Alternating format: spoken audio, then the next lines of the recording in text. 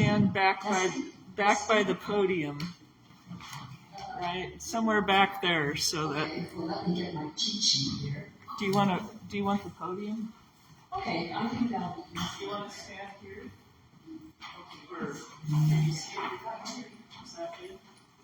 And your pointer. That's true. We're getting organized here. Okay. And you'll have to talk loud. Hello. Yes. This is a picture of my parents in their retirement years, and it's they're dressed up for some function that they're going in the summer. But that's a picture of my father, and he looks very similar throughout much of his adulthood in there, and I couldn't find his picture of him as a young Navy seaman or whatever when he had his dress hat on and everything, but it's fine. Okay, and then I'm going to talk about my father's participation in the D-Day invasion from the viewpoint of the naval exercises, because a lot of times when we study D-Day in school, it's about the Army. And we'll mention them a little bit, but this is about the Navy. And my father had first told me a little bit, because he was very reluctant to talk about his participation in World War II at all, when I had a project and I was looking around for a person that we could interview as an oral interview and not just read out facts from an encyclopedia or books in the 7th grade. And so I was getting down to the wire and I said, what can I talk about? What can I talk about? And so I finally said to my dad, well, what did you do in the war? Because I knew he had served at that time. And so he told me about his participation in the D-Day, and I had no idea that he had ever been in there. He was born in 1914, and he joined the Navy about 1934 when he was 20. So he went in the middle of the Depression, where the job was there for a landlocked person from Idaho who wanted to see different things. So he had been in the Navy about 10 years at the time of the invasion and was just pushing 30. And for many of the younger crew and gun control people, he was 7 or 8 years older, so they kind of look up to him as an older person, because about maybe a third to a half of the Navy personnel were fresh in their first engagements, and the Navy had pulled a number of crew people from the Pacific Fleet and put them into the Atlantic Fleet specifically for this invasion to give a seasoning to the crews. But some of them had just learned to swim about 2 months earlier, and this was their first big engagement. And they had traveled across the Atlantic in convoys from the east coast of the U.S. over to England, were in various ports in England and practiced for months at a time. They would leave on their ships after dark, steam they didn't know where, and go out and practice, and then they have other practice in the daytime, because the, if I can have the channel of the geography here, we'll have the first part. Yeah. Here's the Strait of Dover, and that little part around Calais is the shortest distance. It's about 20 miles, and then it goes out, and this little part in here are the D-Day invasion beaches, and that alone is 50 miles. So you can see how big it is. And the Nazis had swept in and captured all of France and the Channel Islands from the British. So they were watching the guard here, and the Germans were over here, and they would have to come down through the North Sea, through the straits here, and out into the Atlantic, especially their submarine paths. And the British had tried to blockade this a little bit, but a lot of them slipped through. And so it shows you how long the thing is, because the D-Day invasion beaches, as I'll have it labeled here, the right one here, are stretched out over a period of 50 miles. So that shows you how much the lay of the land is. And then the next one. Yeah. Okay.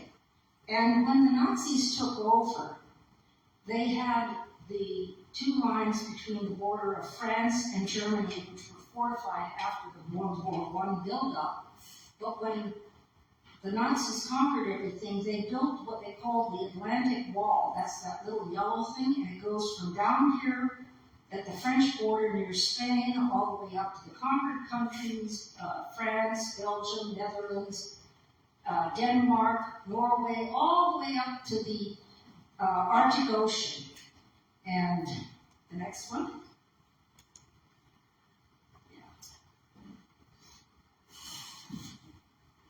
And this is an example of one of their main concrete fortresses, and that's a picture of the man. So you can see that it was about a story underground and 2 stories tall. The concrete in the walls is about a yard thick. They have, it's a maze inside with a number of dead ends, and they have cross-firing machine guns to guard the entrances and out.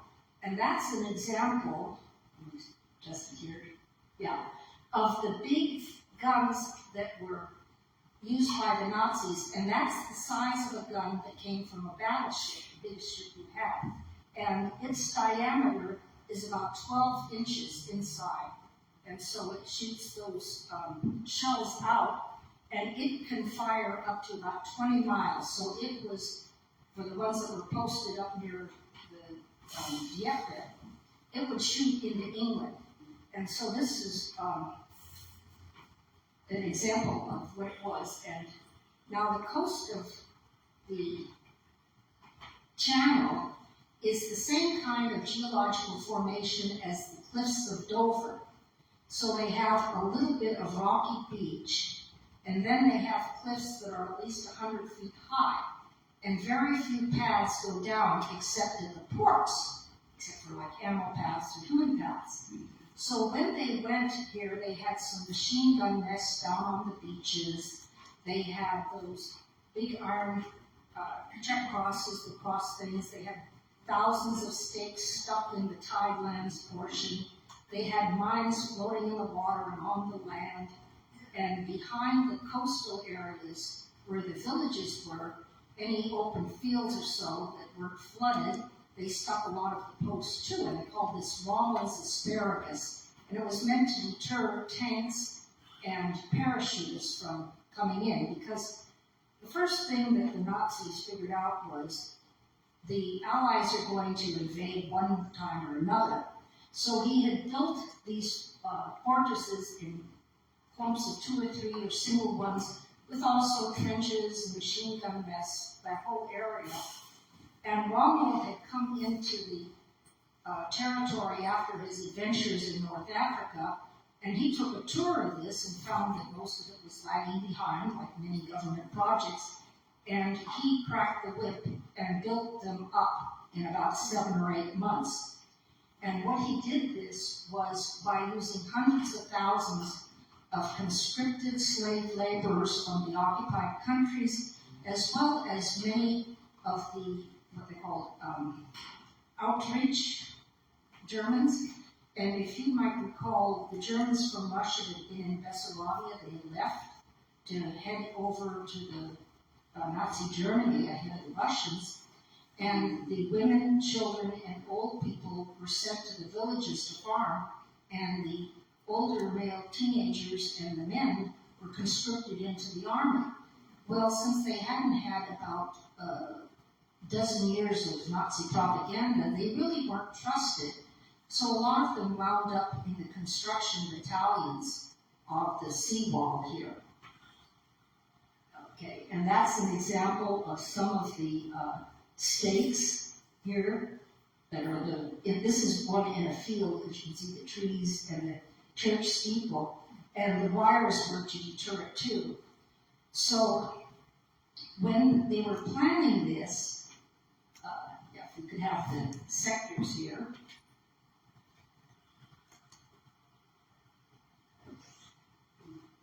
upstairs. Sorry. That's a good one. She's funny here. How high were these posts that they put in? About 8-10 feet tall. Some of them, you know, big heavy things taller than a person. And a lot of them were sharpened, if they could be. So let me get my pointer here. So these are the famous beaches. That one's Utah. That one's Omaha. Those were both under the Americans. Here was gold under the British. Right next to it was Juno with the Canadians. And then the sword was the British again. And so this whole front here stretches 50 miles. And you can see these are some of the little villages. This was the main town, Cayenne, I think. And then over about here was the port of Sherbrooke. And all of these ports had been here, and Deauville and Le Havre were captured by the Nazis, mined, and very well fortified. So the other thing is a link of the list of the ships, the Allied ships in D-Day, and they had more than 1,600 ships, and of all kinds, of which about 700 were fighting warships of all types. And the only kind of a ship they didn't have in the U.S. Navy were aircraft carriers, because the channel is sort of narrow, and we have only 7,000 ships, it's very crowded, and because it's very choppy, and secondly, the aircraft carriers were needed in the Pacific to fight against the Japanese, because they served as landing fields for the U.S. bombers and support for the island-hopping invasions, because this was going on at the same time. So then there's my father's ship, the USS Augusta, and let me tell you a little bit about the Allied leaders. We've all heard of General Dwight D. Eisenhower, and he was the supreme commander of the whole thing from the USA. And then under him was General Montgomery from the British, who was in charge of all the Allies. And then this person that was on there, General Omar Bradley, was the head U.S. Army general under him, working with him. And under Bradley was the famous Patton. So they had a lot of generals running around there too. And the other person was, since Eisenhower got in charge of the overall planning, they balanced it with a person from the United Kingdom, Admiral Sir Bertram Ramsay. And he was the commander-in-chief of all the Allied naval forces. And on D-Day, he was in his flagship coordinating with the naval commander that we will see later. Let me see. All right. Sorry. Let me find my place here. Admiral King was the head U.S. admiral, and he was under him. And Admiral King was on the Augusta up in the bridge, and all the U.S. ships were communicating with him, and he was getting his orders from Sir Ramsay so that they could order concentrated firepower or salvos of ships to duel with them. Because on the Augusta and other heavy cruisers, they had guns that were comparable to those in the land bunkers up there in the Allies. So they were up on the cliffs, down about maybe a mile or two behind, and the gunning ships of the Nazis could be depressed 4 degrees to rake the beaches, and they could go up to 60 degrees in the air so they could shoot down Allied aircraft if they came, and then sweep back and forth. And all of them were coordinated in their firepower, so there wasn't any clear space left uncovered. Now here's a picture on the thing. That's Admiral King. That one is General Bradley. That is, with the binoculars, Rear Admiral Struble, who was the Chief of Staff of the King. And then that fourth one there is Major General William B. King, who was the second in command to Bradley. and they are watching the progress of the invasion from the ship. And my father's rank, I guess we're further down here, was a fire technician control person, fire control technician, and that's the one who makes small corrections in aiming the big guns on the ship. Because if you have seen pictures of ship, you know that little net thing that goes around and around, that's the radar that the Allies had. And they had it feeding in via a crude analog computer, sort of wheels and gears, to all the big guns on all the ships. Were getting their coordinates from the radar, so they would feed in, there's the enemy so many miles away, so many out there. And it would be aimed automatically, but then my father would be sitting, okay, move it over just a little bit because our shells are a little short or we're a little off. And so when the ships came, there's a picture of the Augusta, and it would be like in the first rank facing the beaches. And here's a lot of the landing crafts coming ashore. Because where they were was they were looking, as you may have heard, the chief meteorologist was Group Captain James Stagg, and he was the one that said go or no go to Eisenhower. They were looking for either a full moon or a new moon, because that's when the tides would be closest to sunrise. And sunrise at this time was about 6 o'clock in the morning at the time. So on the day of D-Day, June 6th, it had been postponed a day, little after 1 o'clock in the morning, the Allies dropped nearly 1,400 paratroopers behind the lines to try to seize some of the smaller bridges and create a lot of havoc. And because of winds and in the dark, some of the things didn't make it there, but enough did that they caused a good distraction for the beach people. About 4:30 in the morning, right after the tide had shifted and started to come in, there were a special group of a few hundred underwater demolition teams from, we now call them Navy SEALs, and their job was to slip over the sides of the boats, go underneath and sit there and wire explosives to all those iron crosses and a number of other things in the stakes, and trying to clear 50-yard gaps in this wall. They got about 9 of them done, so that the landing boats could come through these gaps. And during the time, they blew up more of them while the invasion was going on, so that they got more and more cleared out. Because of those 7,000 ships, they had about 350 of these landing craft, and they had anti-submarine ones.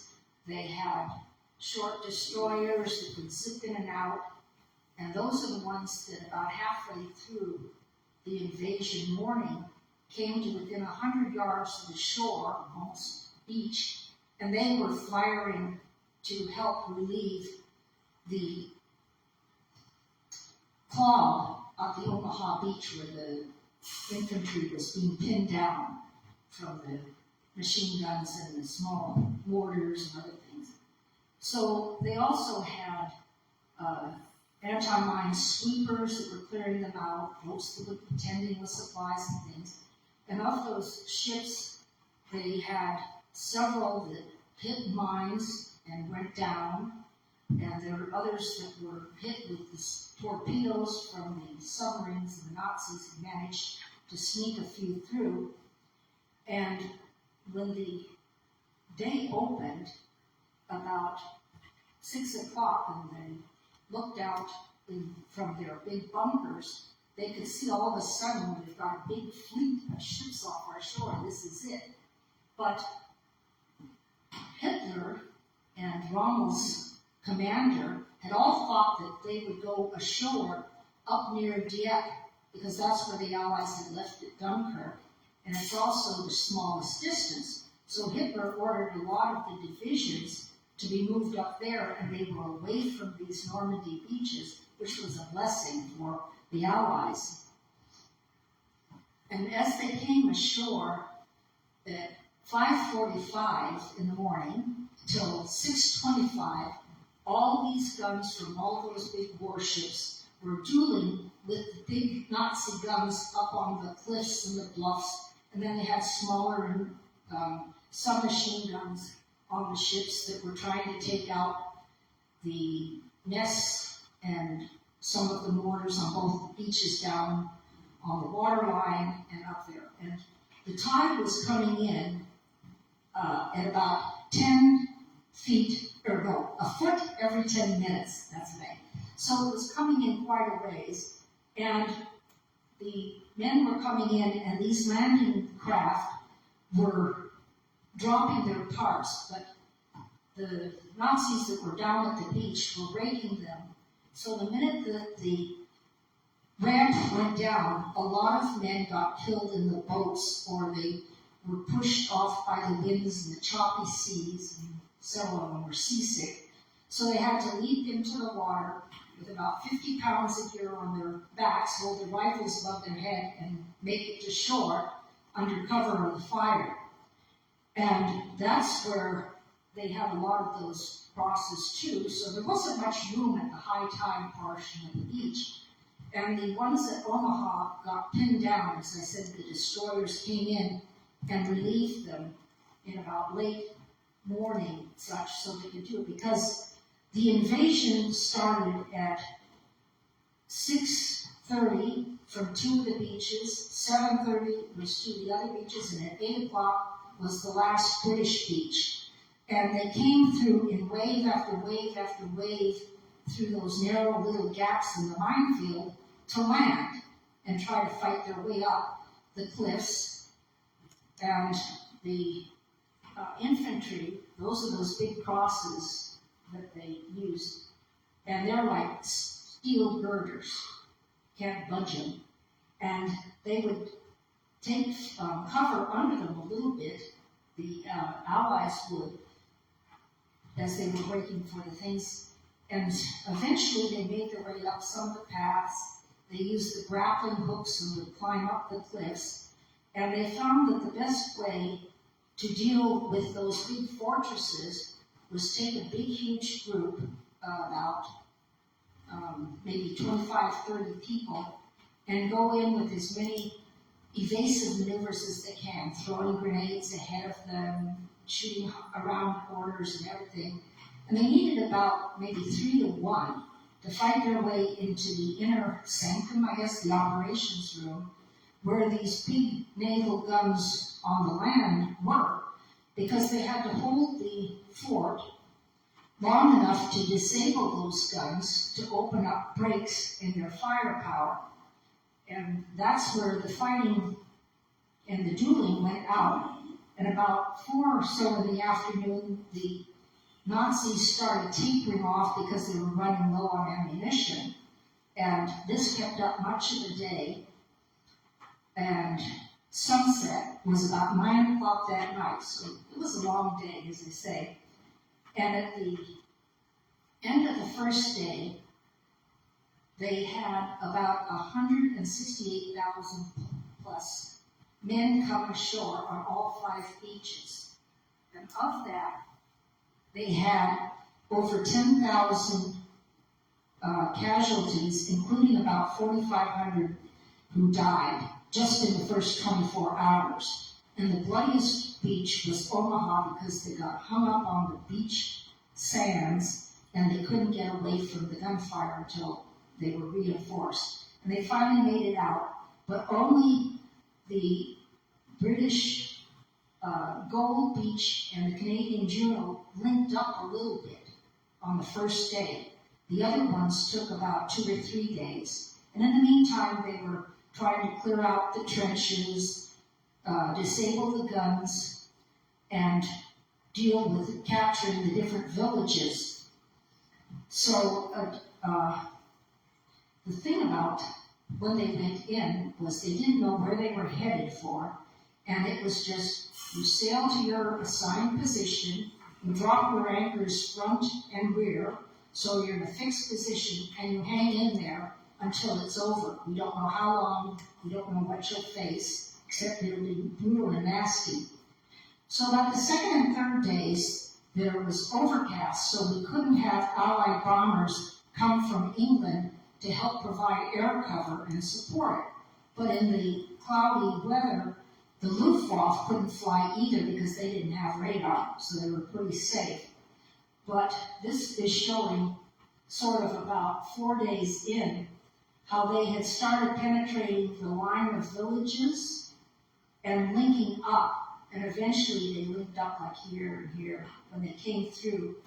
So about the end of 10 days, the D-Day was about 10 miles inland along much of the place.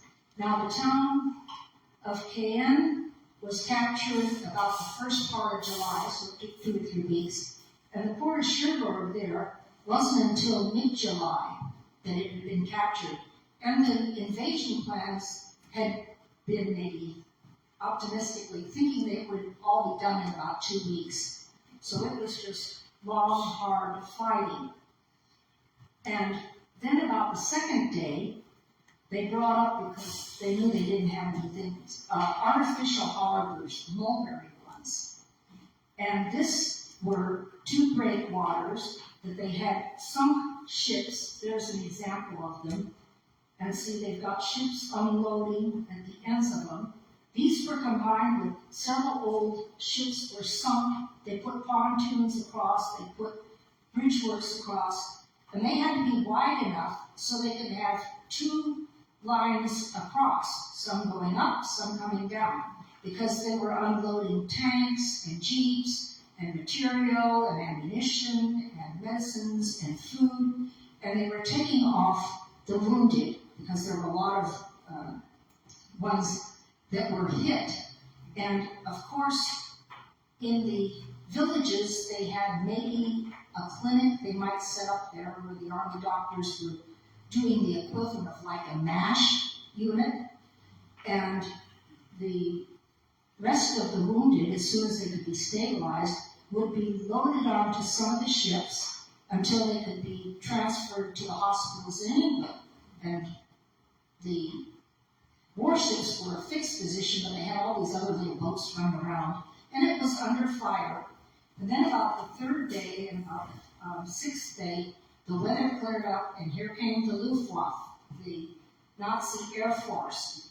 And they looked at all these nice ships just all lined up in a row, and they used the strafing and other tactics. And when they came in, like 100 bombers or whatever of the Luftwaffe, they would peel off in little groups of about 6 or 8 planes. They would come strafing several ships, and then they would pull up in a sudden curve and come around and swoop around, maybe on the same ships or a different set of ships. Now, when you're firing at ships or at planes, a moving target, you can't really use your big guns. You have to use your intermediate anti-aircraft guns. And because of physics, you don't shoot into the oncoming ones. You swivel around and shoot at their tail and hope that they run into the bullets where you're figuring out where their flight path will be, which is why as soon as they could, they would swoop away.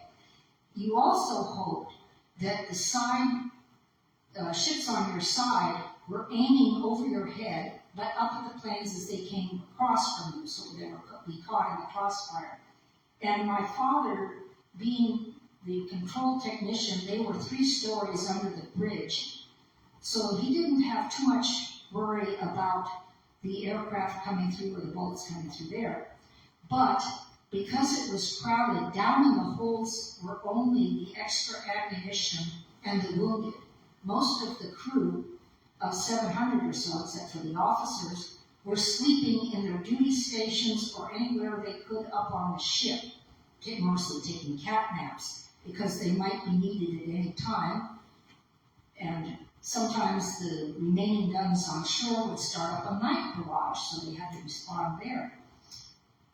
So he was saying, it was, very, very tiring. And by the end of the week, we were just working on automatic.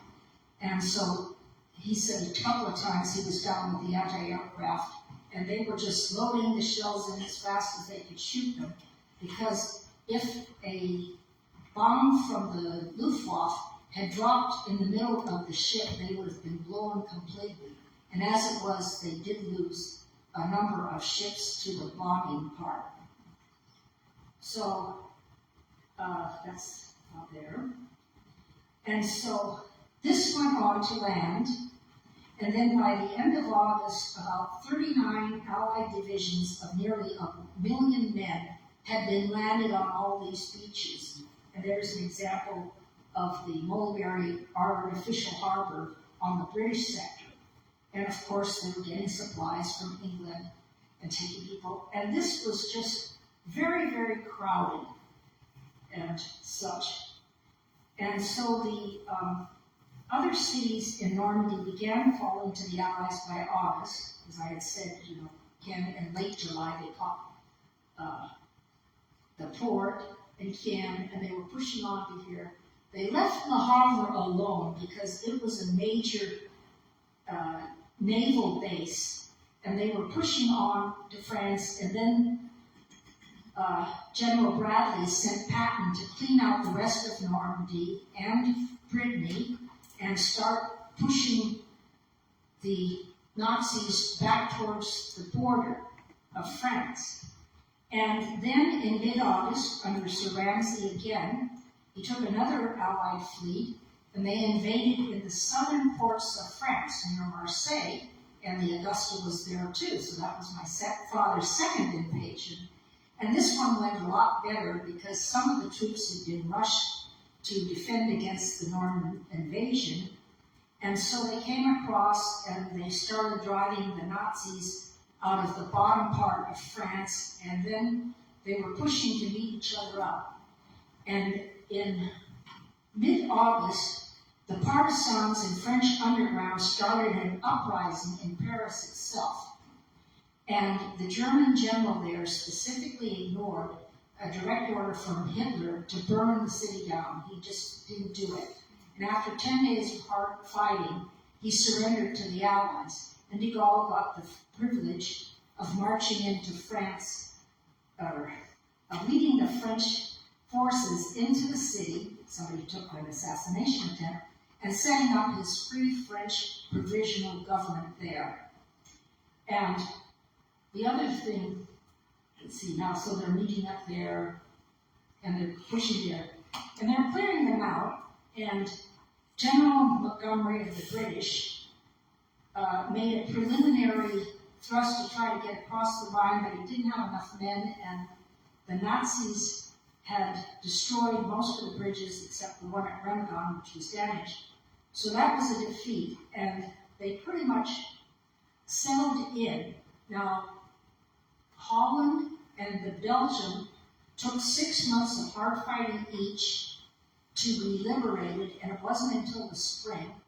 And then, as you may heard, Audie was going to do about his relative, they had a winter offensive, but my father had a few moments of rest and relaxation, and he said in early winter he went to Paris and had a few days there, but not knowing the language, he said it wasn't very much. So he later went back there while visiting some of my French relatives in the 1990s and said it looked much better that time. And that was the end of my father's adventures. He survived the war. In the Korean War, he was called up, but he was mostly stationed as a support troop in Japan because he was older, and then he got out after 20 years. So thank you very much. Are there some questions? What beach was he stationed? Was his ship stationed? Well, his ship was stationed off of Omaha. That was the one sort of in the main firepower, because that was figured to be the trickiest beach for the Americans. So they put their flagship there, and they were taking the orders from the British admiral coordinating all the firepower. Okay, That was a good question. Anyone else? Can't see? Okay. Thank you very much. Excellent.